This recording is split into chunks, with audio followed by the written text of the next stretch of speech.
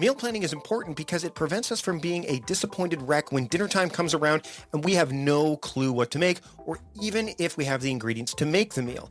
It's a time and a money saver, but most importantly, it frees up valuable brain space. Creating a meal plan prepares us for the week to come and gives us peace of mind that we're organized and can feed ourselves and our family. That's why I do it, and that's why Plan to Eat helps me do it. Your subscription includes access to the Plan to Eat website and fully featured mobile apps on iOS and Android. And Plan to Eat gives you the tools to clip and organize recipes from any website, the ones your family loves and that fit your dietary preferences and needs. And you can create a meal plan around your schedule. Then what happens is the Plan to Eat software automatically creates an organized shopping list based on your plan. So sign up for your free trial at plantoeat.com/timecrafting. That's plantoeat.com/timecrafting. The coupon will be automatically applied to your account and can be used when you're ready to subscribe. It's valid for new customers only. Give Plan to Eat a try today. I'm Mike Vardy, and this is the Productivityist Podcast.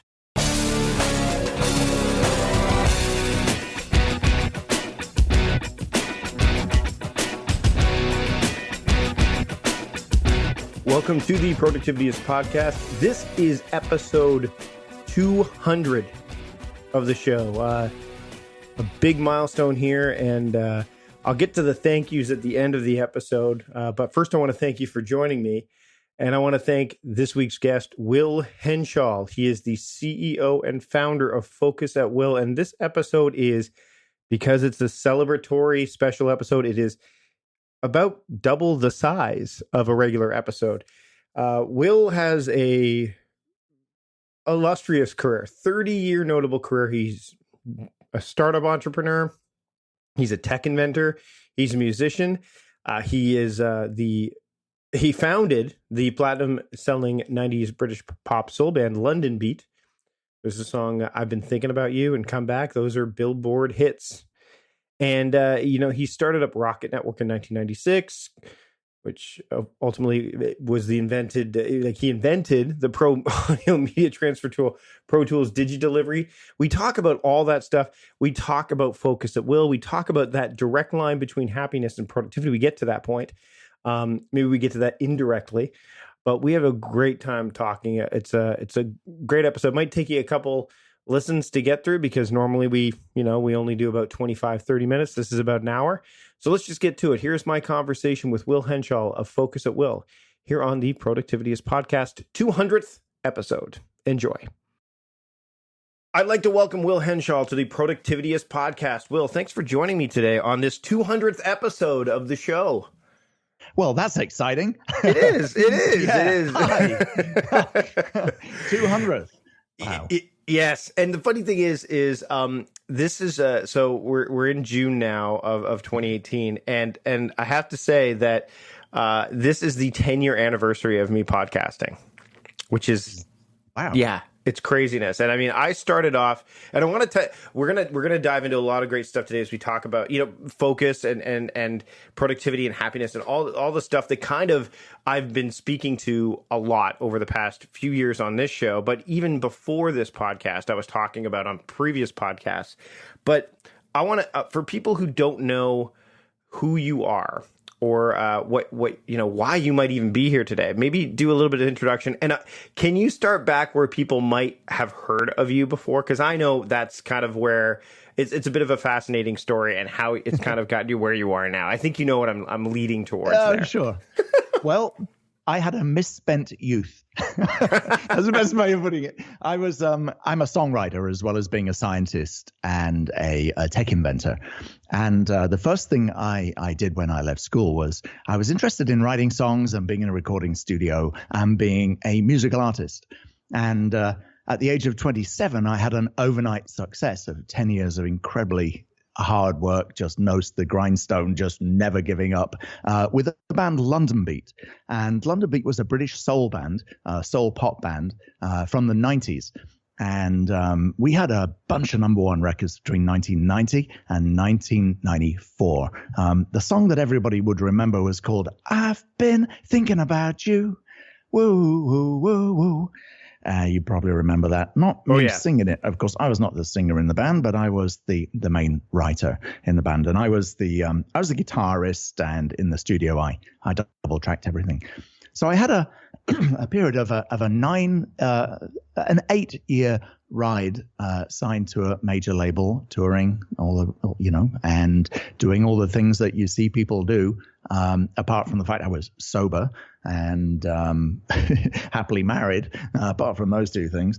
But touring was a fascinating way of seeing the world and growing up really fast. They say if you visit somewhere as a tourist, you get a very different impression of a city than if you visit somewhere and work there.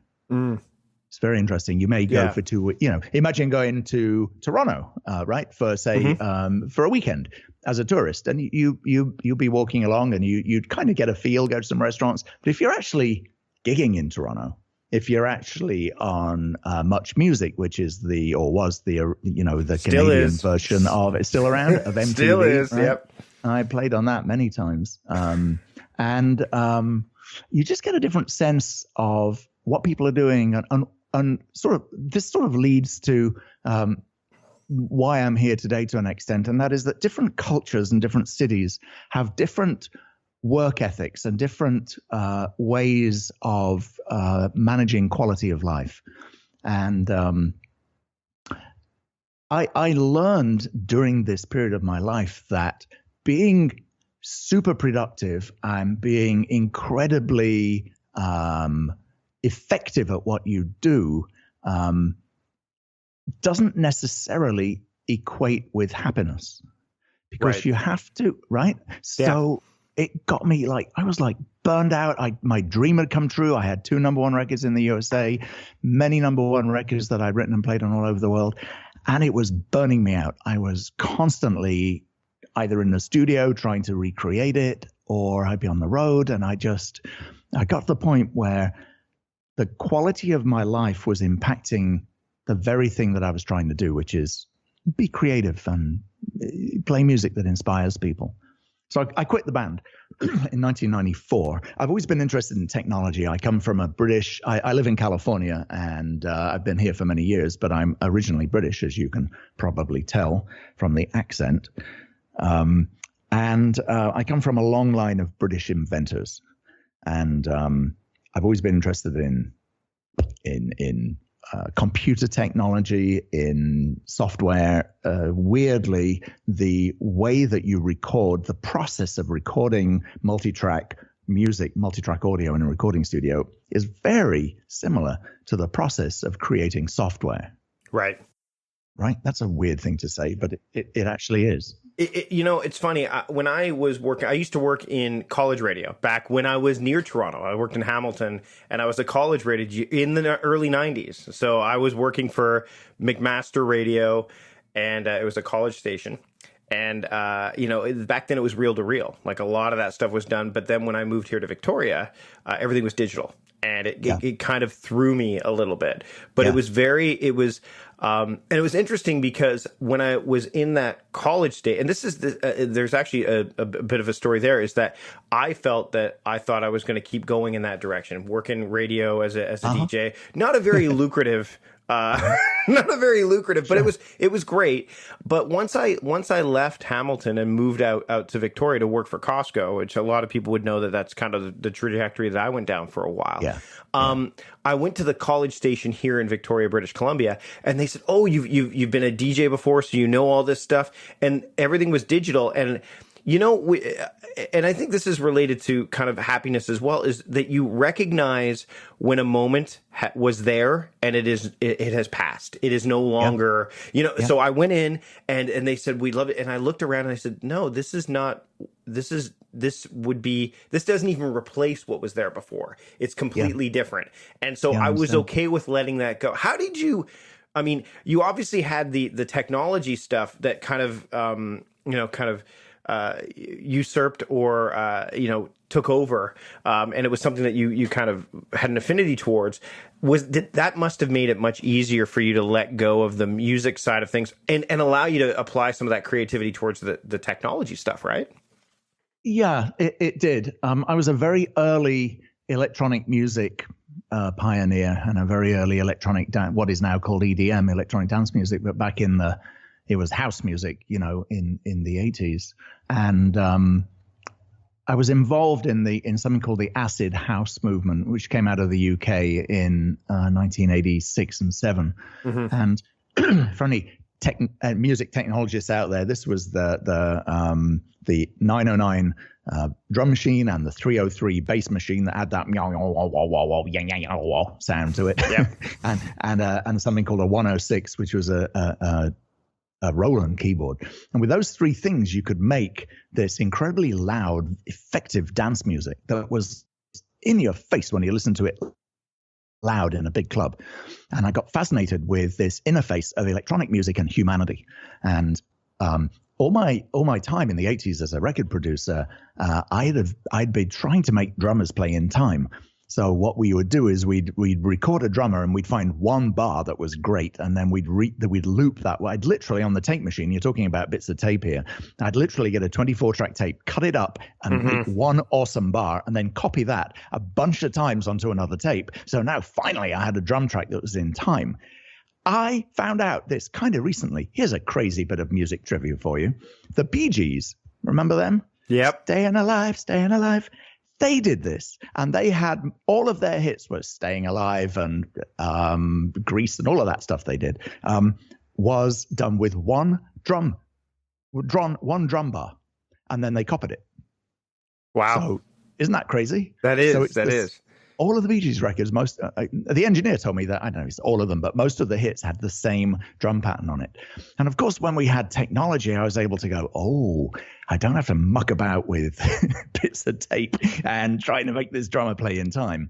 That early interest in sort of a hybrid of art and audio technology led me to the next thing that I did after I quit the band in 94. And that was music had stopped being recorded on tape, multi-track tapes, as we've been talking about. And it started to be recorded on hard drive. And there were 2 or 3 companies at the time that were doing this. One, of course, is ProTools. Everybody's familiar with that. The first version of ProTools was called Sound Tools, and it was very crude, but it would allow you to do 2-track digital recording and 2-track digital editing. It's very crude. It was slow. It wasn't very reliable.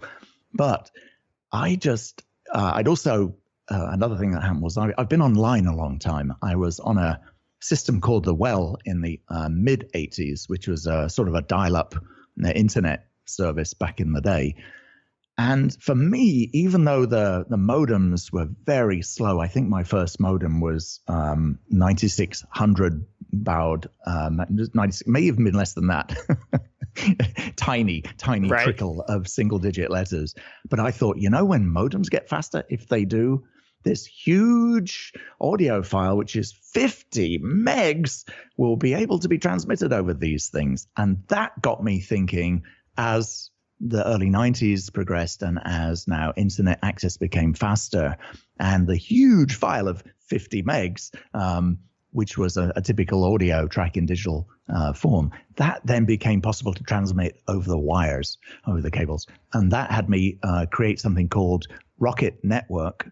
And over the next, winding very swiftly on through 2003, I moved to San Francisco and started a company called Rocket Network.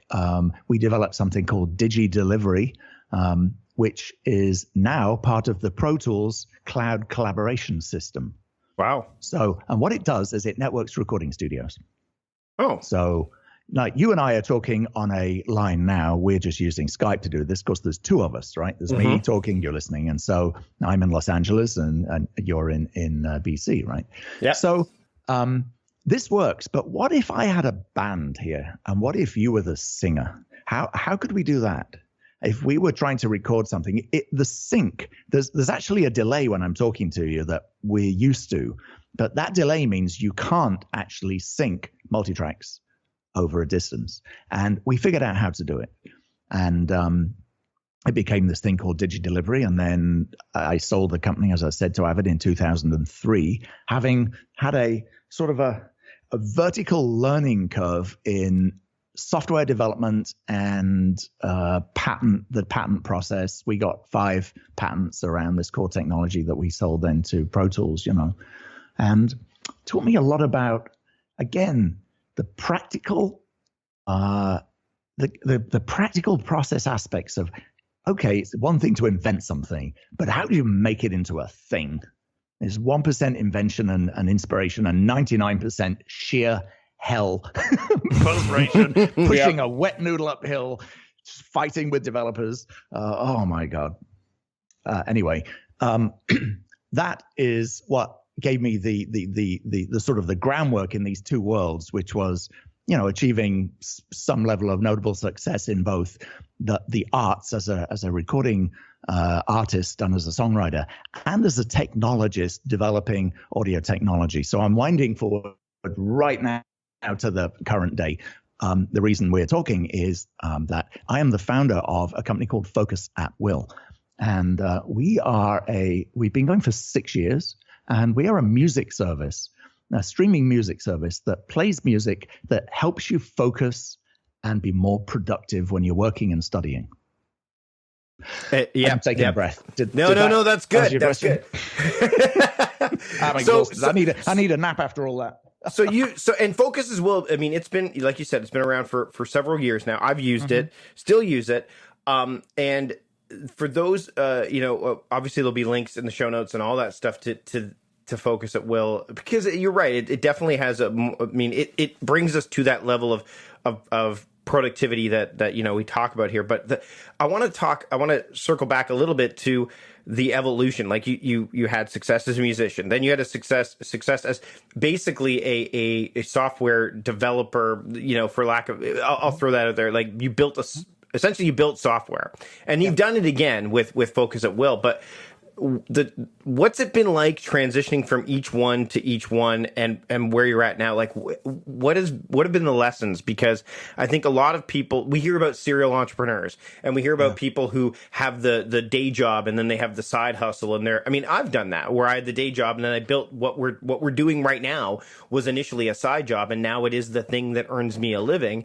There's always these things that are evolving, because like you said, you blend art and commerce, or the human plus technology. There is the human element there. So what have been like some of the lessons or the takeaways you've had as you've gone from where you were with Londonbeat and as a musician to where you are now, and what, in terms of productivity, success, happiness, that kind of thing? Sure. There's a third leg to the 3-legged stool that I haven't talked about. Okay. Well, let's talk about it. And it is to do with entrepreneurial business, and fundamentally understanding that a business is viable when you provide a service or a product that really maps at a need in society at a price that people will spend. And I come from a long tradition of entrepreneur inventors. So my granddad ran a TV store back in the UK, and I always remember him talking about he wanted to run an ad in the local paper, and the ad would cost him the same as the money he made on selling one television. I just remember him talking about this. So he said, what we're going to do is we're going to run this ad, and I'm going to give away a TV, but then the next person that comes in, they're coming in and they're coming in for free. And I was like, as a kid, just remember thinking, that is such a weird way to look at it. But that is the basis of business. You advertise and you get people coming in. So after I sold the company Rocket Network to Pro Tools, I actually had to work there for a couple of years as part of the deal. And during that time, I learned a huge amount about, the best software developing teams in the world in audio and video at the time were working for Pro Tools for DigiDesign, which is Avid, 3 different words for the same company. And I, after I did that, I quit completely and decided to do a business. And I ran a photo agency. I've always been interested in photography. And so I ran a retail business. We became part of here in LA, we partnered up with a well-known event company, and Good Gracious they were called, and we ran teams of photographers doing all kinds of things, from bar mitzvahs to weddings to, we had a lot of A-list celebs that even now I can't really discuss, where we'd be doing these crazy events and providing photographers for their private birthdays and weddings and things. It was kind of a crazy time. But what that taught me was a great deal of hands-on experience about actually the retail process, because a business is actually a dollar hitting the business. There's all of these, we get so spun up with Twitter, they haven't earned a profit yet. That is a unicorn. No. And when I have young, entrepreneurs asking me for advice and they got an idea and we're going to revolutionize and disrupt the thing, I'm like, where's the dollar? Come on. Because ultimately that is what business is. It's about providing a service and adding value to the service and providing value to society, So this third leg, which was another vertical learning curve in how business actually works, running a retail business, running a for-profit. What I mean by that is a non-investment, like day one, we got to make the money this week to cover the rent to pay the people I did that for 7 years, and it really honed my entrepreneurial mind. Those three things then led me to Focus at Will, where I was like, we started Focus at Will in 2010, and if I'd have sat with you, Mike, and if I'd said, hey, I'm going to start a music streaming service, and I think we'll be breaking even in sort of 5 years, you'd have been like, what? You're insane. What are you talking about? No one has done that. And that's what's happened. We've done it. And part of the reason that we've done it is that we were able to find a niche and a demand that is not met by anybody in the existing music business. We think of music as being entertainment. We think of it as a commodity. You're driving, you put the radio on, and we sing along, and it makes you feel good. And the music, as far as the neuroscience goes, the music actually goes in your ear straight to your pleasure center, which is your limbic system, where you feel things. That's why we like music. But we discovered that a lot of people like to listen to music when they're working and studying. And I was like, I think that's distracting people. I don't know, if you're trying to listen to like Journey or Aerosmith, whatever it is, you're going to be singing along with Yesterday, the Beatles, right? All my troubles seem so, right? You're going to be typing that. Even subconsciously. Oh, yeah, right. Yeah. It's the same reason why when you fail to capture things, like let's say something's in your head, and I do this a lot when I talk with people, it's like you're writing something, all of a sudden you write out buy milk in an email, you're like, wait a minute, no, I should have written that. Like it's the same principles, right? I totally agree. We did some, I'm jumping around a little here, but we did some early, when we were trying to find out what kind. So Focus at Will is music that is instrumental music, specifically designed, curated, commissioned for the purpose of focus enhancement. And as part of the process, we raised about $5 million, and we're funded by Singularity University and 500 startups and a few other Silicon Valley luminaries. And we actually did some experiments with what is the most distracting music? We're trying to find the least distracting music that helps you be productive. But what is the most distracting music? And we found that the most popular bands are the most engaging and the most distracting. Yeah. Well, duh. And the one artist that in the lab we just could not ever knock off the top, the top rung of being the most distracting is Snoop Dogg. Really? Snoop, drop it like it's hot.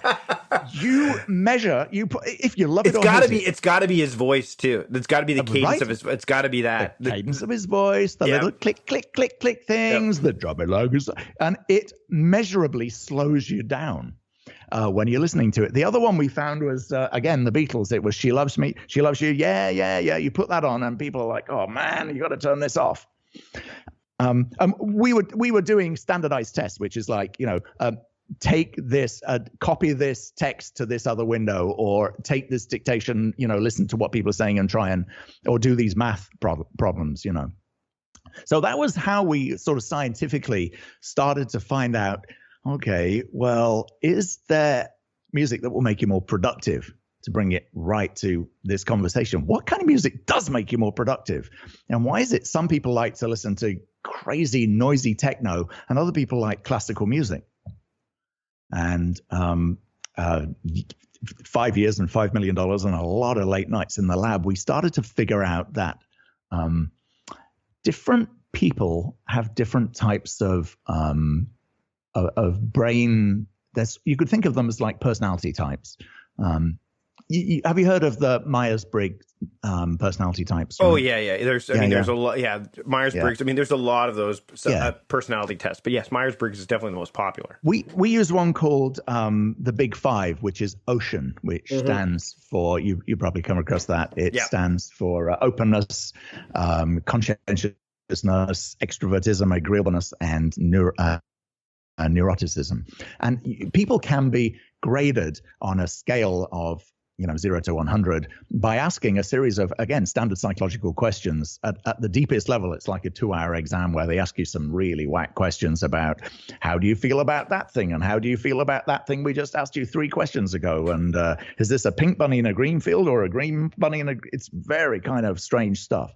But there's a whole discipline and very well-established set of scientific data and agreed consensus on how the Big Five puts people into certain categories. And we discovered that there is a direct link to your Big Five personality type and how easily distracted you are and what kind of music will most effectively help you focus and concentrate. And by the way, a quick spoiler, 1 person out of 3 who tries to do this, it won't work at all. So 1 person out of 3 can't listen to any music. It just doesn't work statistically for them. Which is interesting because, and I definitely want to link there's because when I'm looking at focus at will, and there's 2 sides to this, and I want to put this out there right now, just because it's definitely out there. There's an article in Wired, which I will link to, that talks about a focus at will, and it's funny because you can tell that, like you said, that percentage of people, if it doesn't work, it's dismissive. It's almost dismissed, hate it. Right? Yeah. That's just it. Like, it doesn't work. It's the same reason. I mean, when it's the same reason why some people say. I mean, there's always going to be some people who are going to disagree, or that it's just not going to work for. What I find hilarious is that, and I think that this comes down to like our different cognitive biases, right? Like if it doesn't work for me, then it's not going to work for anybody, and I don't. I think that's why neuroscience gets a bit of a bad rap, right? Is because people are like, I can't, there's no way. So I'll link, because you see some of the comments, and some of them are very much like, yep, no way. But then there's an interesting pocket of people, which I'd like to get to, which is those who have ADHD or ADD. They're very much like, no, the music does work for me. And I know that Focus at Will there's actually like settings inside of Focus at Will for that particular spectrum, right? Well, we have 1.5 million users.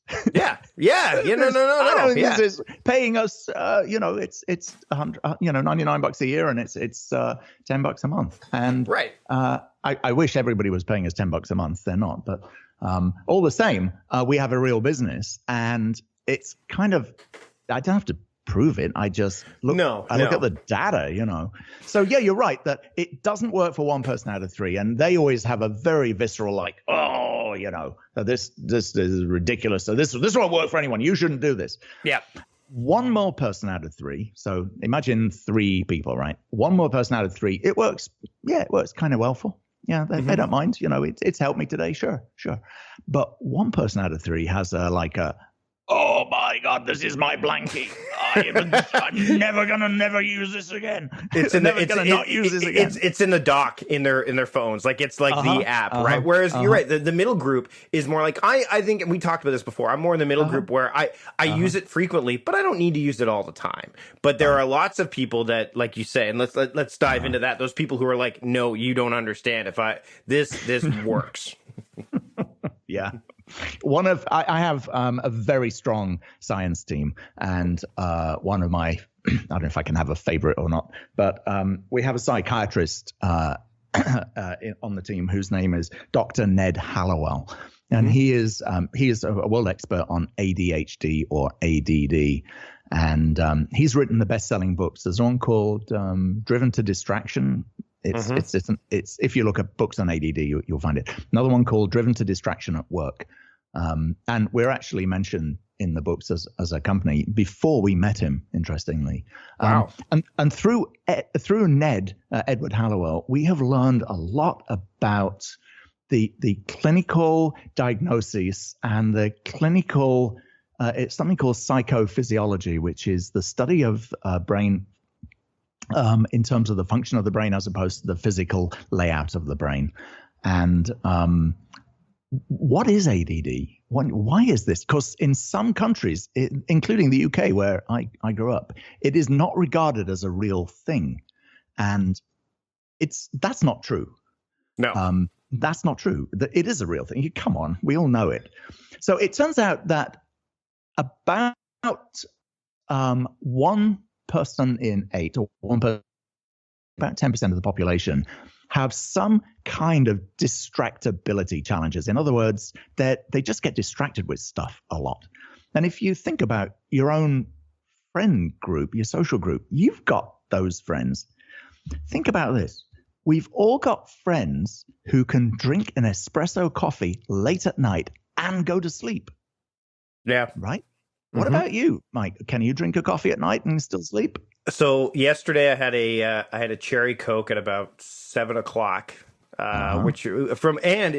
it was an imported one, so it was from Great Britain, and I can caffeine and I are friends. I don't really struggle with going to sleep. So I'm more. I can't now. I mean, if it was, I'd say 10:00 at night. No, but if it's later in the I think, what do they say? If you drink caffeine after 4, 5, 6 p.m., that's probably not a good idea.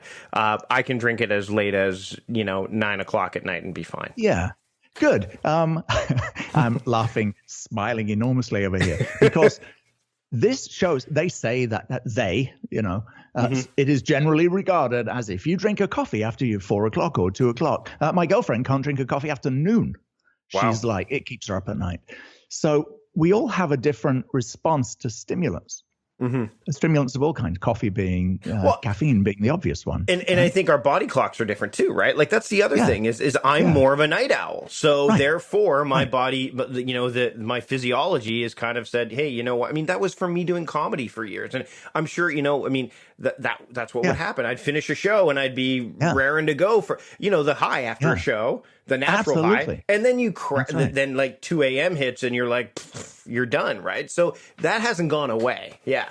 Let me jump into what you just said, because you just said as a comic, you're looking for a natural high. There are some jobs that have a lot of activity. You need a lot of stimulus to do the job. A comic is a great example. Other jobs that some people are really calm in a crisis. Okay, I'm going somewhere with this. So battlefield surgeon, first responders of any type, air traffic controllers, right? Comics, anybody doing live TV or live radio. There's this kind of calm comes over you if you're good at doing this when you're on live TV. And I remember doing back in the day, I did an MTV Unplugged back in the band days. And I was incredibly nervous about doing my first live MTV Unplugged across millions of people watching. And as soon as I sat down, this calm came over me. And I was like, hey, this feels normal.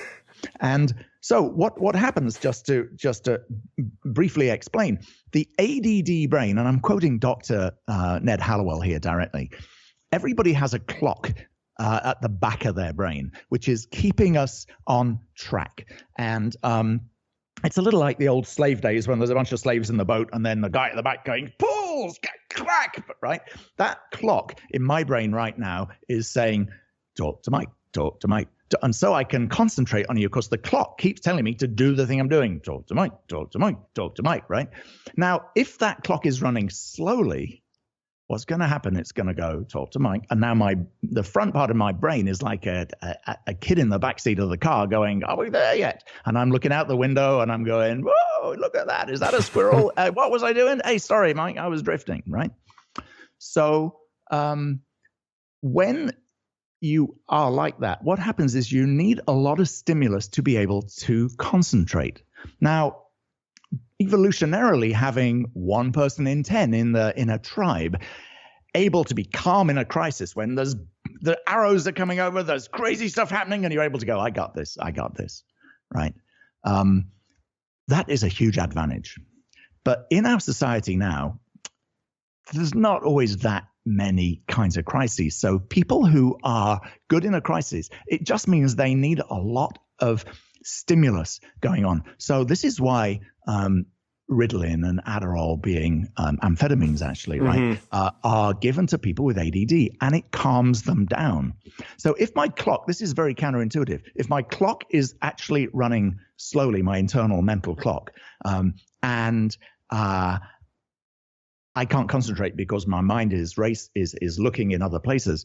If I drink a few coffees, it's going to speed my clock up, which means I'm going to be able to concentrate on what you're saying. Right. So the more ADD or the more easily distracted you are, the slower this clock is in your brain. Yeah, because it leaves gaps. That's the thing, right? Level.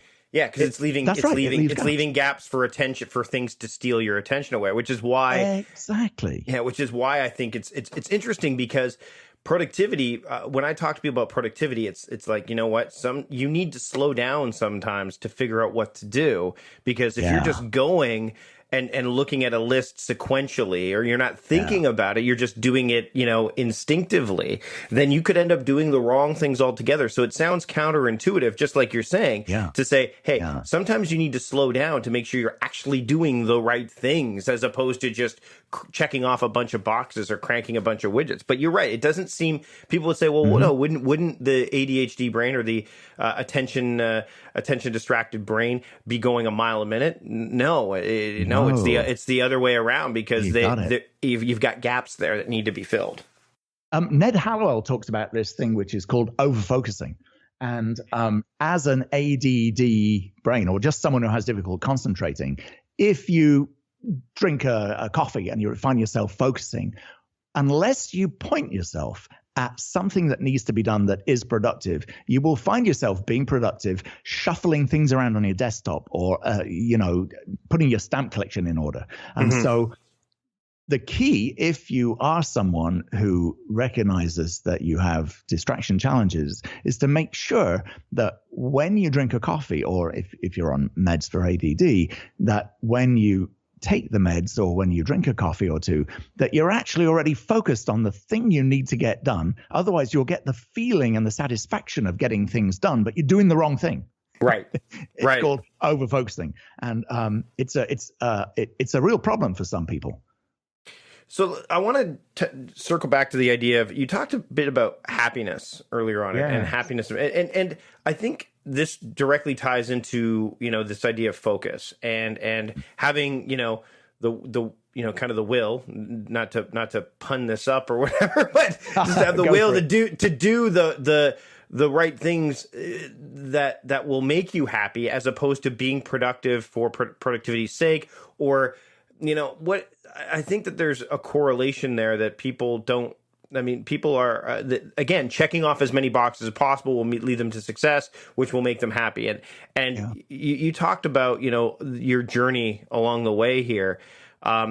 What have you found, in terms of happiness? And you talked about that when you were touring, that, you've got people who live in a place, and we talked about this before, the blue zones of happiness, which there's so many things we can dive into, but what have you found when it comes to happiness, productivity, and success? Like what have you found for yourself? Well, you hear people talking about this all the time. It's about a quality of life and a balance, a work-life balance and so on, but it's not really that simple.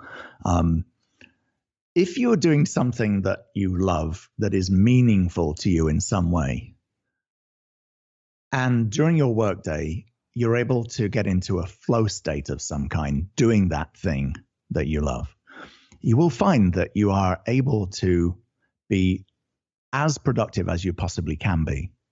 I want to talk about a flow state for a minute. People are probably familiar with the idea of athletes being in a flow state.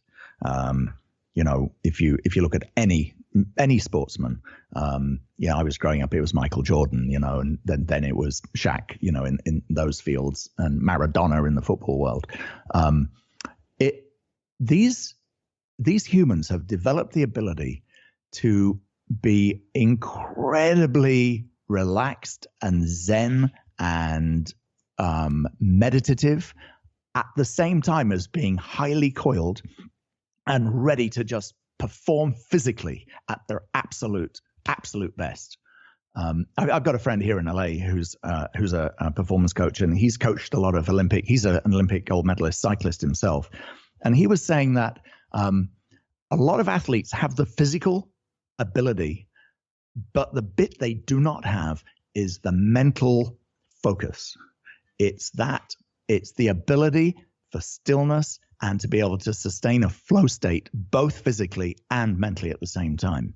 Now, when you're working, you're writing a blog piece, or you're doing some email, or you're writing a code, or you're designing something. You can get into a flow state. It's a different type of flow state. And I can ask these three questions. Have you ever had a flow state where you lose track of time? You feel a sense of peace and joy in doing the things you're doing, and you feel at one somehow. You just feel at one with the universe. It's this fascinating, deep human experience that we've all done. And you can get this playing with your puppy on the beach. You can get this hanging out with your kids. You can get this just walking along with the one you love. You have this sense of profound peace of mind and happiness, and you lose track of time. You go, wow, where did the time go? If you ever say that, you were in a flow state. Now, when you're in a flow state, working, you will be generally doing the best work that you're doing. So if your work is, say, you check spreadsheets, if you're working in an accountant's office and your job is to double check those P&Ls, your job is to double check all these very complex cells, the equations make sense. You will be able to find beauty in that, and you will be able to get yourself into a flow state where you're sort of looking at a spreadsheet with soft eyes, and you're able to just intuit where the problem is, if there is one with this spreadsheet. That is where happiness and productivity meet. And you can be I've got friends that work in Google and Apple, and they're software engineers. And when you work in those companies, every keystroke is logged, and you're sort of stuck in the hamster wheel of their productivity machine. And if you're not able to find your own flow state on top of the mechanisms that they give you for working on, you're not going to work out there. So I have started to realize that happiness at work is being most productive while you're reaching that state of peace and happiness. I mean, is that where you are, Mike? Does that make sense to you? Yeah, and I think so. It's funny. I've been reading more about there's this book, and I'll put a link to the show. It's called Ikigai, which is the Japanese term for waking up to do what you are meant to do. That's basically kind of the loose translation of it. And flow is talked about. Of course, I'm looking at my bookshelf right now. Mihaly Csikszentmihalyi's book is like staring right back at me, right? So but for me, I think the hard part for a lot of people is. And this is kind of what I've tried to help people with, and by doing it for myself first, kind of like how you've self-experimented, I've done the same thing, which is how do I get into flow and stay there as long as possible? So I talk about, theming my days. So that way I know what the ideal tasks the focus should be for that day. So when I finish, like for example, right now we're doing this on my video day. So we're not doing video right now. But when I'm done talking to you, I won't go, what do I do now? I will say, what video should I be doing now? So it propels me, it funnels my focus. Same thing with what I call mode-based work. So, hey, I'm going into writing mode. What are all the writing things I can do? And you can do that with like you said, gardening. I did that with gardening the other day. You get out there. I'm not a gardener, But once you're in it, I think that the whole point, and you illustrated this, maybe, I'm going to kind of expand upon it, is what happens when you get in the state of flow is that you get the meshing of qualitative and quantitative work. So you get high quality, but because you're in that flow, you're getting as much of the right things done as possible. So you're able to actually complete more and kind of do less better, I guess, for lack of a better term, And I don't think if you're in the state of flow, I've never heard anyone say, wow, I'm so overwhelmed. Like, if anything, you're overwhelmed by the amazement. That would be it. But you're not you don't feel overwhelmed. You don't feel, you feel like you are doing the thing that you should be doing at that given moment and better. And once you put yourself, I mean, we're kind of lucky in that we, for the most part, we have a lot more control over what we do. And because so we can not only do that in a particular moment, but we might be able to do that for an entire day, an entire week, or our entire lives. And I think that, like you said, is the goal. That's where, success is subjective, right? Happiness is subjective, and so is productivity. It's very personal. And I think what you've talked about as we've got to this point is the idea of meshing that tech and humanity. You can't. Productivity is not about gross domestic product, and it's not about checking off as many. I mean, it's not about being efficient and effective, because if you're being efficient and effective about the wrong things, then you're not being productive. It's about meshing that human component with the tech that can help you facilitate the human component. And I think that's the, so, I think that's the big thing, is that people need to, look at you with music. You said, how do I make this, how do I open the door so that I don't have to do this repetitive work? It's a life hack. What you did was a life hack with that stuff, right? That's what life hacks were designed for. Life hacks, and having worked in the tech industry, that life hacks were designed initially by coders to do the repetitive tasks so they could really do the deeper things that couldn't be hacked. So I think that what I love about Focus at Will, and what I love about just studying this kind of stuff, is that you realize that, hey, you know what? If you're spending your time doing productive, you're not necessarily being productive. And if you leverage technology and leverage frameworks to allow you to do the deep, meaningful work that will provide you with or make you happy, then that's really what we should be striving for more than anything else. Yes. Yeah. There's two types of distraction. There's like someone's outside with a jackhammer. Yep. And then you're in the perfect environment. You're in the library. It's did you hear quiet. The jackhammer just now, by the way? I did not actually, no. But you're right. Then there's your internal distractions, which are actually the problems. You can always move away from the jackhammer, right? But it's that little voice in your head. The Focus at Will tech, there's kind of two levels for anyone that's interested. First of all, you have a 1 in 3 chance of it not working for you at all. So if it doesn't, sorry, we can't help you. But you have a 2 out of 3 chance it'll work pretty well, and 1 out of 3 chance it'll work great. But when you get into the system, there's an onboarding. We were talking about the big 5 personality tests. We have a built-in onboarding. It's a channel recommender, and it has an 80% chance of recommending a genre on the system that will work for you, because everybody is really different. And in essence, how it works is the more easily distracted you are in life, the more energy you need in the music stream. So if you are really ADD, like one of Dr. Ned Hallowell's patients, the kind of music that will work best for you is very crazy, aggressive sounding industrial techno from we actually commissioned these guys in Europe to do it. It's nuts. Sounds like a car door slamming again and again at 200 beats per minute. It's like the jackhammer making music in some respects. It doesn't work for me, but I've listened to it. I'm like, wow. Right. But you're right. There are people that definitely swear by it. 5% of our users listen to that channel 8 hours a day. Wow, I couldn't. It's fact. I know, I couldn't either. I couldn't. But if your brain is underclocked significantly, What this does is very similar to taking some kind of physical stimulant. What it's doing is it's actually clocking your brain using sympathetic resonance.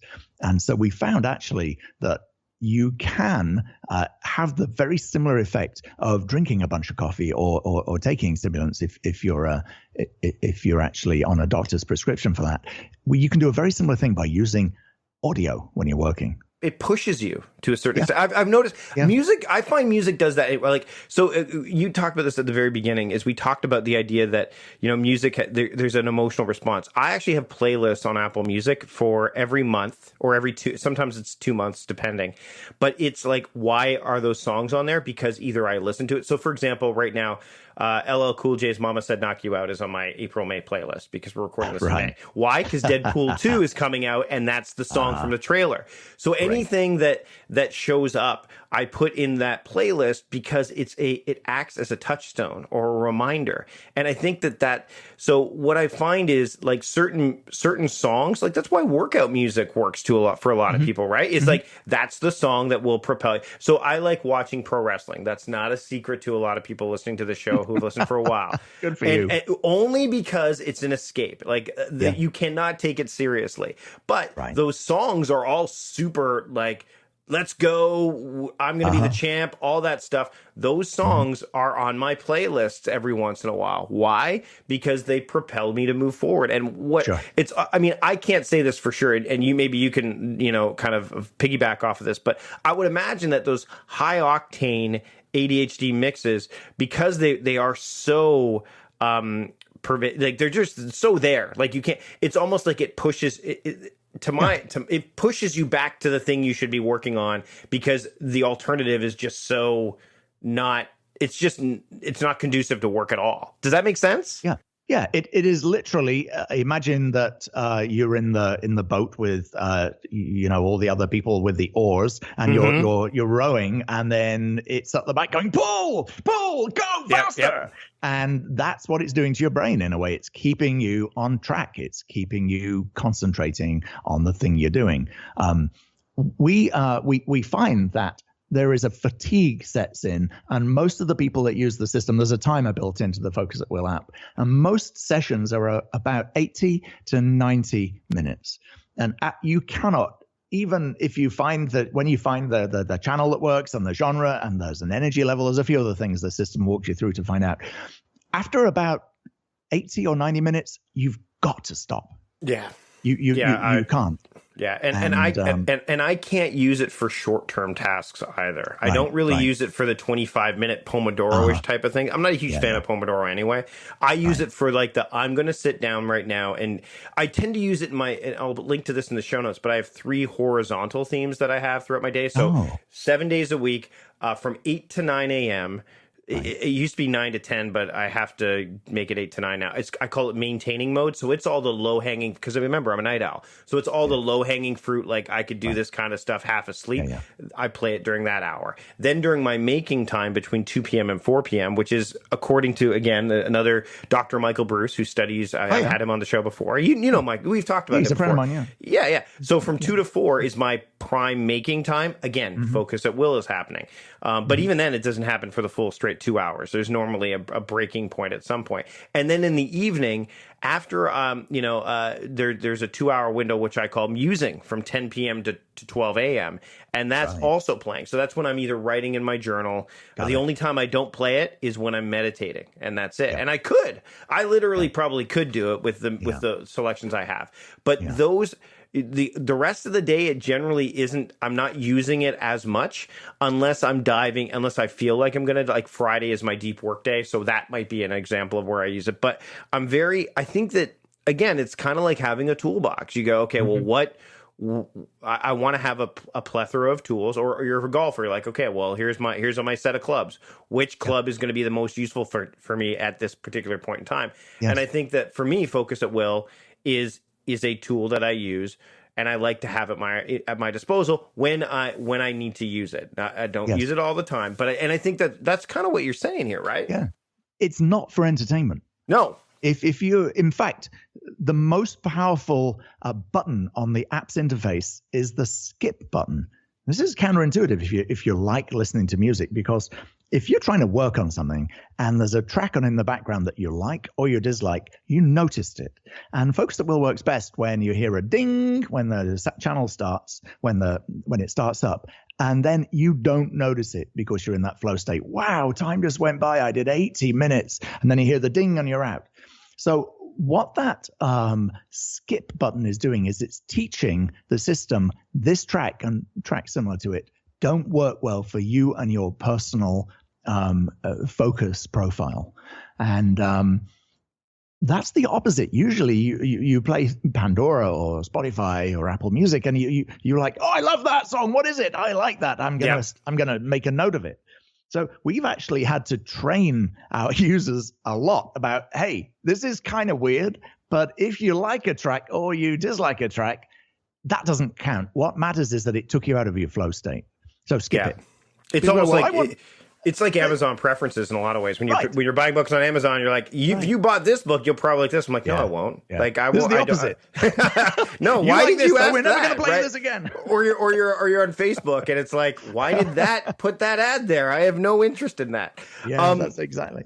Will, before we wrap up, I just want to touch on one more thing. Circling back to the beginning of our conversation, we're talking about music. What you've got a lot of time being consumed with what you're working on now, but do you still find time for like creative pursuits that are in that vein? Like, do you still have for lack of not hobbies, but let's go there. Like, what do you, because I think that there's that too, that is a definite purveyor of and a indicator of happiness as well, right?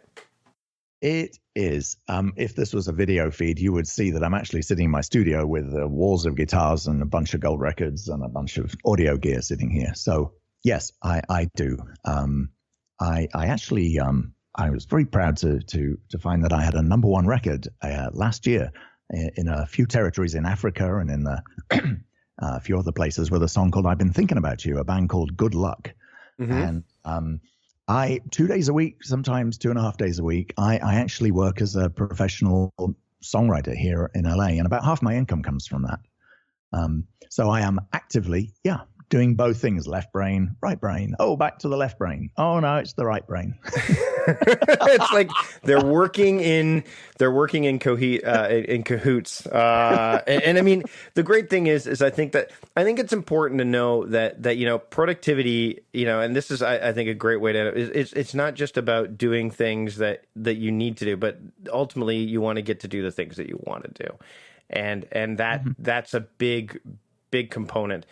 And I really wanted to have a chance to have a chat with you, Will. Yeah. I've been wanting to have on the show for a while, and especially to celebrate like the 200th episode. This was a longer. Thank you. We normally only do like half-hour episodes, but this one, But I wanted to make sure. Right. And I mean, for people who are like, Focus at Will is a tool that I've used. I have no problem talking about something like that. But I also wanted to dive into some of the stuff that, is related, like distractibility and, happiness and kind of the evolution of an entrepreneur as well, right? Because you've this has been a journey, and it's an ongoing one. And how, it's plus, it gives me a chance to do at least a 10-second snippet of a Londonbeat song at some point during the episode. So there you go. Please do. So, Will, where can people go, to find out more about you, what you do, and learn more about Focus at Will and other things that you've got going on? Well, my email address is will@focusatwill. There you go. You can reach me there. We don't have a very active Facebook page. We post occasionally on it, but it turns out to be a huge time distraction for us. You can see what we're doing on there. Our Twitter feed's fairly active too, but you can reach me. I'm always happy to talk to people about productivity. Tell me, is this working for you? More importantly, tell me if it's not. Why? Is there anything I can do to help someone that this doesn't work for?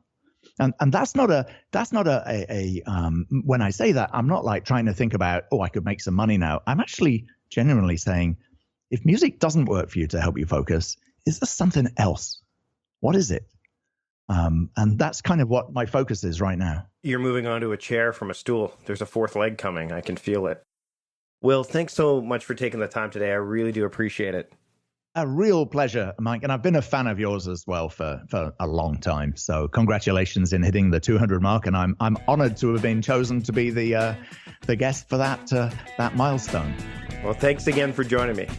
All right. Thanks to Will Henshall for joining me this week on the show and celebrating this special episode.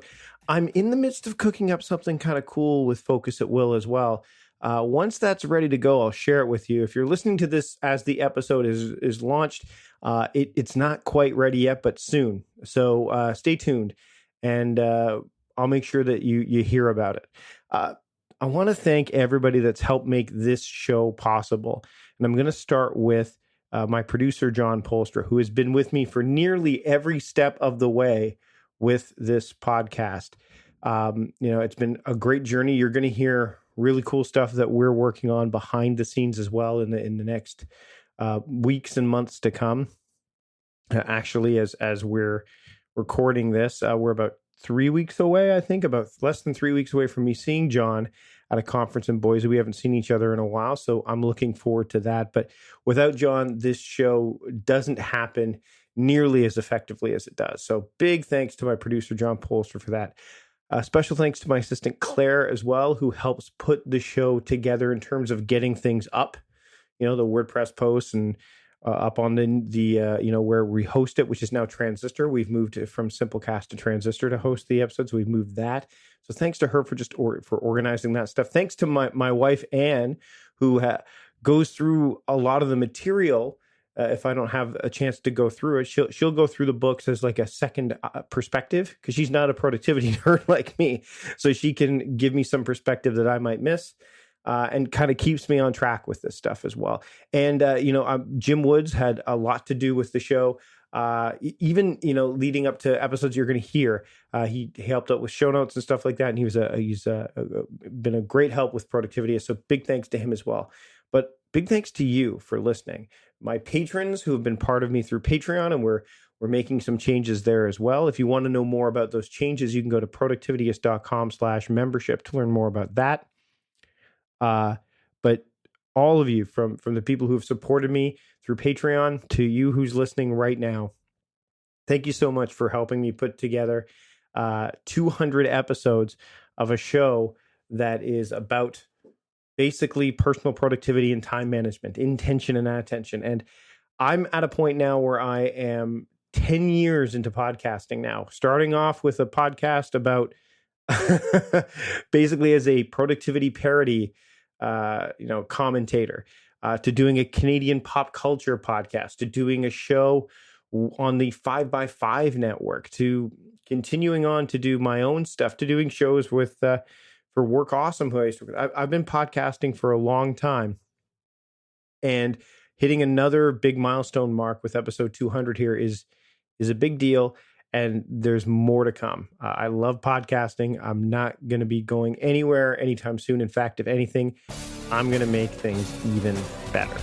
So thanks for listening. I'll be back next week with a shiny new episode of the show. Until then, I'm Mike Vardy, the host of the Productivityist Podcast, reminding you to stop guessing and start going.